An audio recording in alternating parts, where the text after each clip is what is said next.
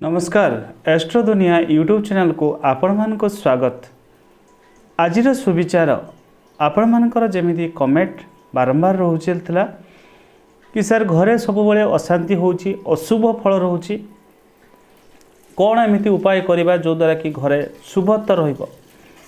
एही उपाय आपण बुधवार दिन आपण करंतु। गणेश भगवान को आपण दुब घास बुधवार दिन अर्पण करंतु।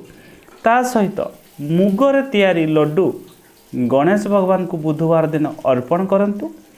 ता सहित जदि पारिबे जदि घरे आपण गाई रखिछंती बा बाहरे कोनोसी गाई को दुब घास बुधवार दिन खाइबा पई दियंतु। निश्चित देखिबे आपणको घरे जदि अशुभत्व होता है, घरे जदि सब अशांति लागी रहता है, निश्चित आपनको शुभ फल प्राप्ति हबो।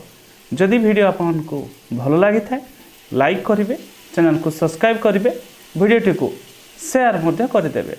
नमस्कार।